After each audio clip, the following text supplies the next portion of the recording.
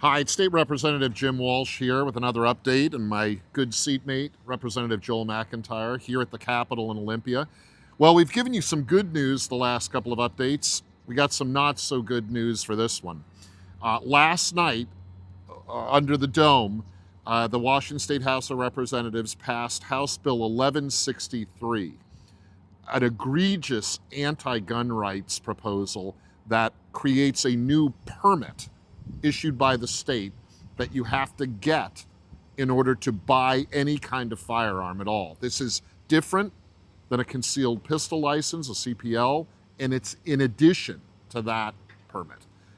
Any purchase of a firearm, you need to get this new state permit.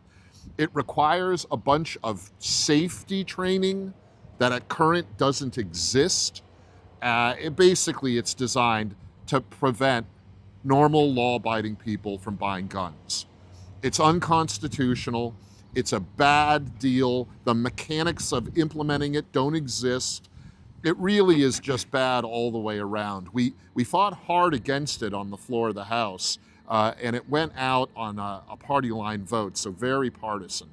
The people who support this unconstitutional new permit issued by the state government claim that it will help lower violent crime rates and lower suicides. In fact, there's no proof it does any of that. When similar proposals have been enacted or other kinds of anti-gun rights legislation has been passed, violent crime statistics actually get worse. They go up. There are more murders, more suicides, more bad outcomes. It's just a bad idea. It's unconstitutional. It's something we're against in every way.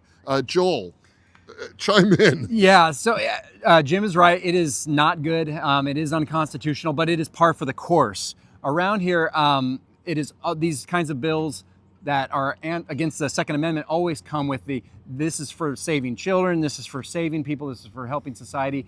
It never has any data to actually back it up. What it actually is about continuing on an agenda of activism, about impairing us in our rights to be able to bear arms, which is our Second Amendment right. Now, anyone watching is familiar with the Second Amendment. We say it all the time, the 2A, Second Amendment shall not be infringed. But it surprises some folks to know that in our state constitution, Article 1, Section 24, we have another provision in there for securing our rights to bear arms. And it's even stronger, and it explains why. So this has been a big debate federally of why should people have guns? Is it to hunt? Is it for sport? In the Washington State Constitution, it spells out this is for your defense and for the defense of society, of the state. It is there as a protection. It is a insurance policy against invasion and tyranny. Crime. At the local level and on the macro level. I think there was some famous story from World War II about the Japanese thinking about maybe making landfall, and they said you'd be insane to do that. Every American is armed to the teeth and is trained to shoot. It could never work. So it protects us on the big level. It protects you in your home and every metric in between. And so we're going to see this go forward in the courts. But the reason I'm bringing up Article 1, Section 24 and the strength that it has in our state constitution is we have two opportunities to be able to fight this. We can fight it through the state level, the state constitution of its unconstitutionality, or we can go through the federal levels. Now, if you've been following federal politics over the last 10, 20 years, you've noticed that the courts have actually gotten much, much better at recognizing the Second Amendment and adhering to it, not being activist judges and saying, well, I don't like guns, I don't like carrying guns, so I'm going to say that this is okay. Rather, seeing the Constitution the way it was originally drafted and originally meant and intended to be read. And it's a good thing. The Bruin decision, among others, has been very, very good for us. And so, in my opinion, when these things are ruled unconstitutional, it's usually through that federal means, through an appellate court process, the Circuit Court of Appeals, and not through our state court, although we have two bites at the apple on challenging this. Yeah, very much so. The federal circuit courts have been strong in defending your right to defend yourself. And as Joel points out, Article 1, Section 24 of the state constitution puts it plainly that the right is there for you to defend yourself and your community and your neighborhood. So that's an important distinction about why you have the right to keep and bear firearms to defend yourself, your home, your family, and everyone, and your neighborhood and your community. And I think that gets to the real numbers, not the cherry-picked rhetoric that the anti-gun people say, but the real numbers about rising crime rates in our state.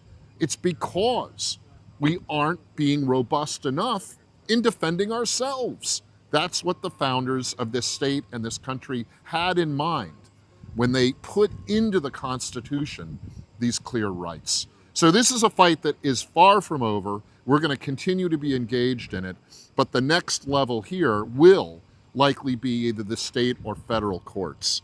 Joel, any last thoughts? Hey, you brought us here to be able to defend the Constitution. We swear an oath to defend the Constitution, and whether I agree with something in the Constitution on any article, the thing is that if you're going to swear to defend it, you have to defend even the things you're not comfortable with and the things you don't necessarily like.